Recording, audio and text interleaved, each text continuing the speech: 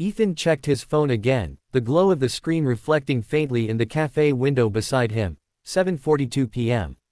Still nothing. No text. No missed call. Just the same unanswered message he'd sent 20 minutes ago. Hey, I'm at the corner table near the window. He let out a slow breath and set the phone face down, trying not to look like a man waiting to be rejected in public. The cafe was warm, crowded in that comfortable evening way. Soft jazz floated from hidden speakers, mixing with the clink of cups and the low murmur of conversations. Couples leaned toward each other, laughing quietly.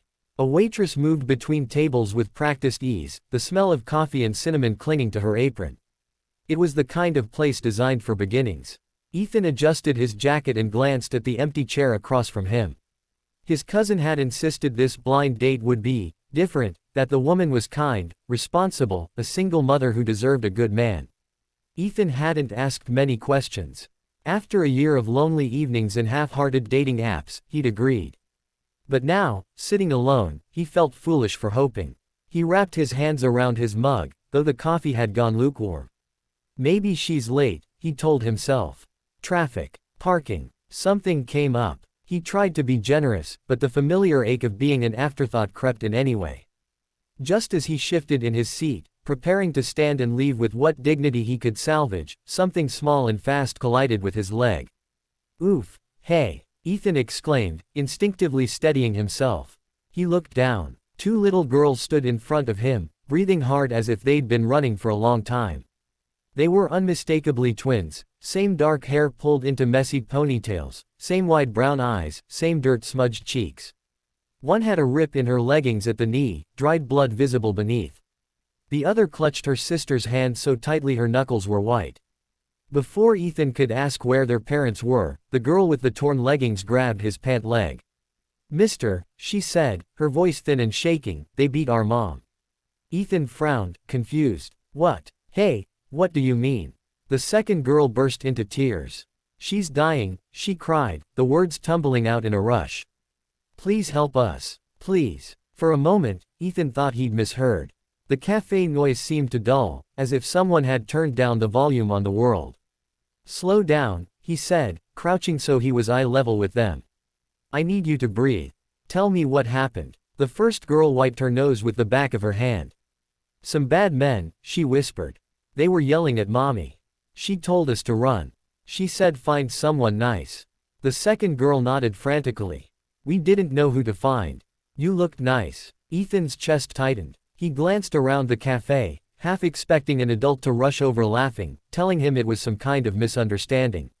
No one did. People were too wrapped up in their own conversations to notice the quiet emergency unfolding at his table. "Where is your mom?" he asked, already afraid of the answer. The girls pointed toward the door. "Outside," one said. "In the dark place." Ethan didn't hesitate. He grabbed his jacket from the chair, slung it over his arm, and stood. "Okay. You did the right thing," he said, keeping his voice calm even as his heart began to race. "I'm going to help you.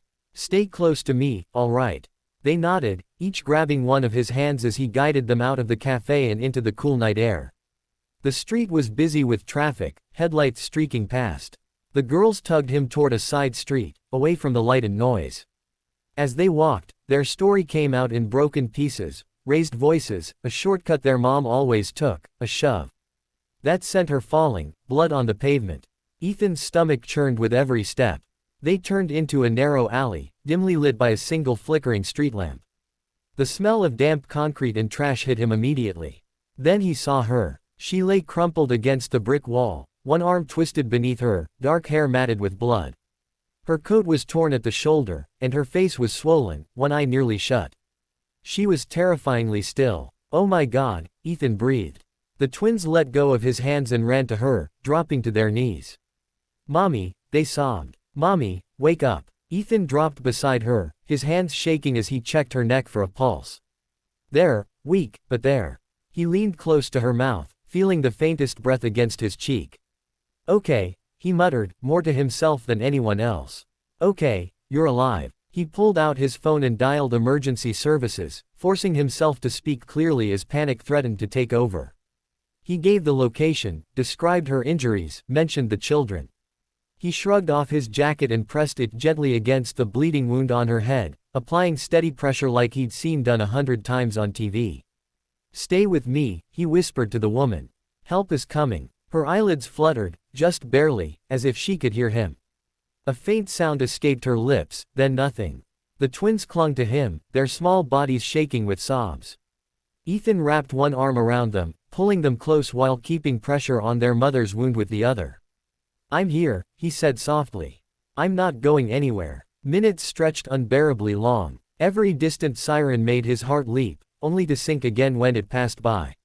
He scanned the alley, half expecting the attackers to return, positioning himself protectively in front of the girls without even thinking about it. Finally, the sound he'd been waiting for cut through the night, sirens growing louder, closer. Red and blue lights flooded the alley as the ambulance and police car pulled up. Paramedics rushed forward, taking over with practiced efficiency. Ethan stepped back, his hands slick with blood, his knees weak with relief. As they lifted the woman onto a stretcher, one of the twins grabbed Ethan's sleeve. "You're not leaving, right?" she asked, her eyes huge with fear. Ethan looked down at her, then at her sister, then at their unconscious mother being wheeled toward the ambulance. The empty cafe table, the forgotten blind date, all of it felt like another lifetime. "No," he said firmly. "I'm right here." And in that moment, standing in a dark alley with two frightened children and a stranger fighting for her life, Ethan knew this night had already changed him forever. The hospital waiting room was too bright, too quiet, and far too cold. Ethan sat rigidly in a row of molded plastic chairs, his elbows resting on his knees, his hands still faintly sticky despite having scrubbed them in the restroom sink twice.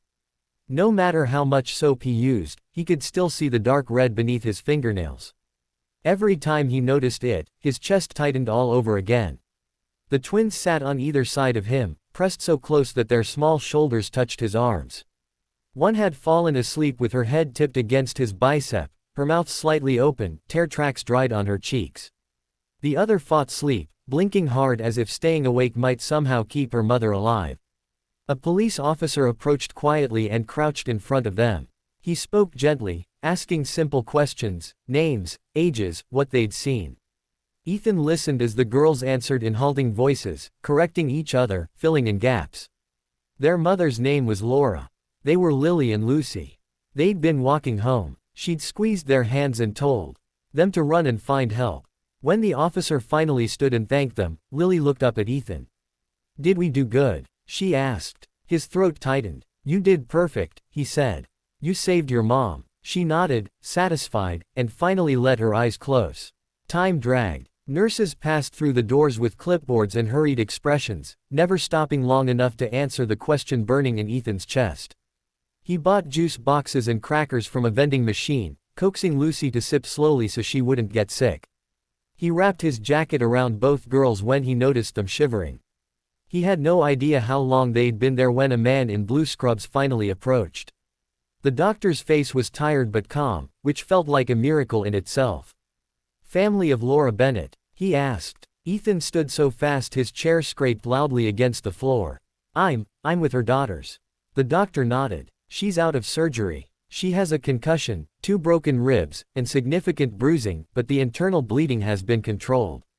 She's stable." Ethan sagged back into his chair, breath rushing out of him in a shaky exhale. "She's alive." "Yes," the doctor said.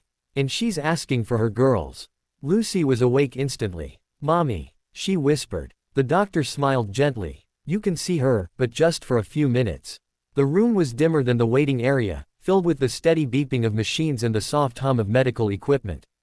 Laura lay in the bed, pale and fragile, her head wrapped in bandages, one eye swollen shut. Tubes and wires seemed to sprout from everywhere. The twins rushed to her side, careful but desperate. "Mommy!" they cried. Laura's good eye fluttered open. When she saw them, tears spilled immediately, tracking down into her hair. "My babies," she whispered, her voice hoarse and weak. "You're okay. You're okay. We found a nice man," Lily said quickly, as if afraid the moment would disappear. "He helped you." Laura's gaze shifted past her daughters and landed on Ethan. Confusion flickered across her face, then recognition slowly dawned. "You're," her brow furrowed as she searched her memory. "Ethan." He froze. Yes, I'm Ethan." A faint, incredulous smile tugged at her lips. My blind date, she murmured. The words hung in the air, surreal and heavy all at once. I'm so sorry, she whispered after a moment. I was on my way. I didn't mean to stand you up. Ethan shook his head quickly, stepping closer to the bed. None of that matters, he said. I'm just glad you're alive. Her eye filled again. I took a shortcut, she said softly. I always do. I thought it would be faster. They came out of nowhere. Ethan clenched his jaw, anger flaring hot and sudden at the thought of anyone hurting her, hurting these girls. He forced it down, knowing this wasn't the time. You were so brave, he said instead. Both of you were. Laura reached for his hand with trembling fingers. He took it without hesitation. Her grip was weak, but it felt grounding, real.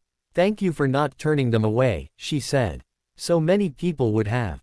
He swallowed hard. I couldn't. They needed help. The nurse gently reminded them that Laura needed rest. The twins protested but eventually allowed themselves to be led back to the waiting room. Before the bed was wheeled away, Laura looked at Ethan again. You stayed, she said quietly. Yes, he replied. I will. The days that followed blurred together. Ethan helped coordinate with social services, called Laura's cousin, the same one who'd set up the blind date, and sat with the twins every afternoon after work. He learned their routines, their favorite cartoons, the songs they liked to hum when they were nervous. When Laura was finally well enough to sit up on her own, Ethan brought the girls to visit with flowers clutched in their hands. Her smile this time was brighter, steadier. Weeks later, when the bruises had faded to yellow and the fear no longer lived quite so close to the surface, Laura suggested they try again. They met at the same cafe. This time, Ethan arrived early out of habit, but when Laura walked in holding the twins' hands, he stood without thinking. She looked different, still healing, still tired, but strong in a way that took his breath away. Sorry we're late, she said with a small smile. They insisted on walking. The twins climbed into the chairs between them, already pulling out crayons and paper. Ethan laughed softly. I think I can forgive that. As they talked, about ordinary things, about work, about favorite movies, Ethan realized something strange and wonderful. There was no awkwardness, no pressure to impress. They'd already seen each other at their worst and survived it. Some love stories began with sparks and flirting. Theirs had begun with fear, courage, and two small voices crying for help in a crowded cafe, and a choice to listen. And somehow, that made it stronger than anything Ethan had ever imagined.